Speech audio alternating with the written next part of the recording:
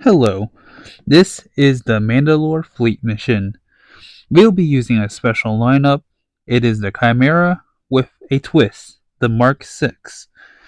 Mark 6 is well known for its cheese ability, mainly the AI targets it, and also because it can take a ton of hits before going down.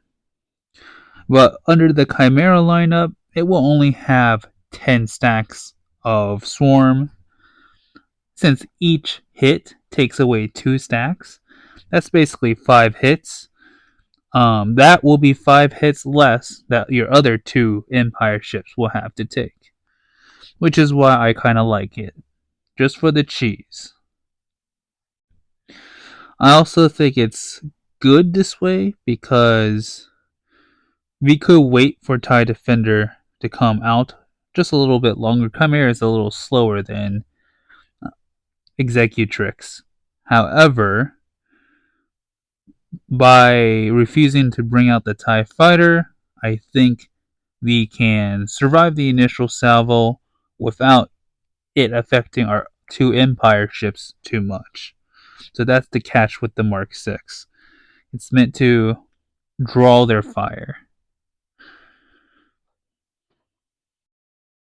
However, if you're deploying or using a Leviathan or deploying into ops, you won't have the option to use Mark 6 if you're also deploying Mark 6 or using it elsewhere.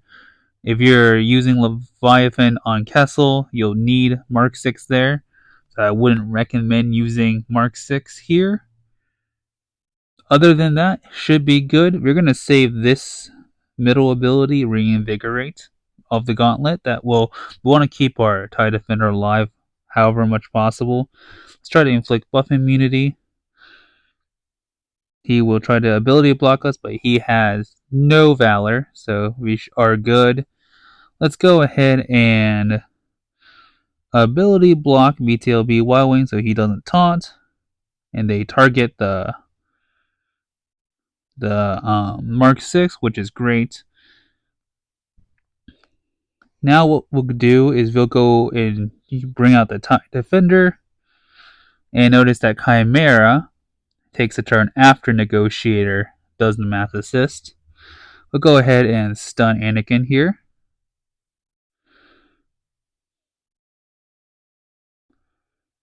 And of course, they want to kill off the TIE Advance. That's okay. They'll target the one without crit hit immunity, and then they'll give him some extra health from the gauntlet.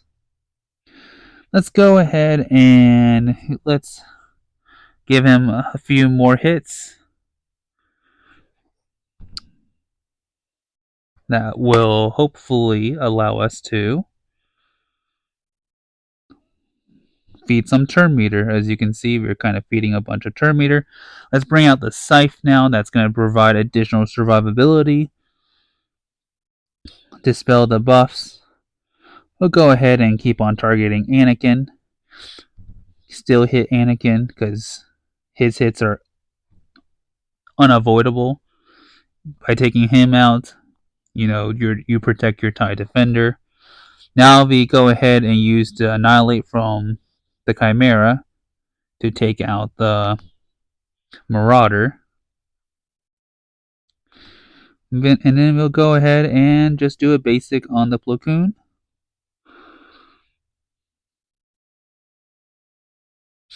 We'll go ahead and keep on hitting Plo Koon, except this time we'll heal the Chimera. I mean, the TIE Defender. You're trying to keep the TIE Defender alive. Because Plo Koon has crit hit immunity, let's go ahead and target the BTLB Y-Wing with the basic, that we can still get Foresight and get that turn meter train going.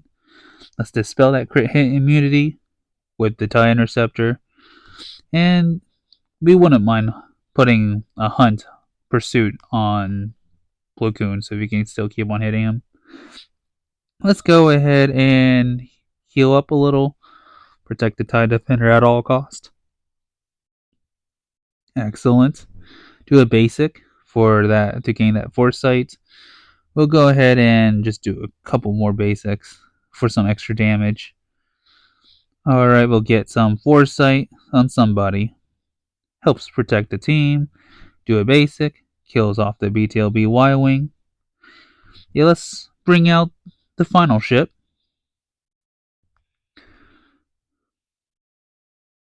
Excellent. We'll just hit Platoon. Keep on hitting Platoon. And then we'll target the 5s.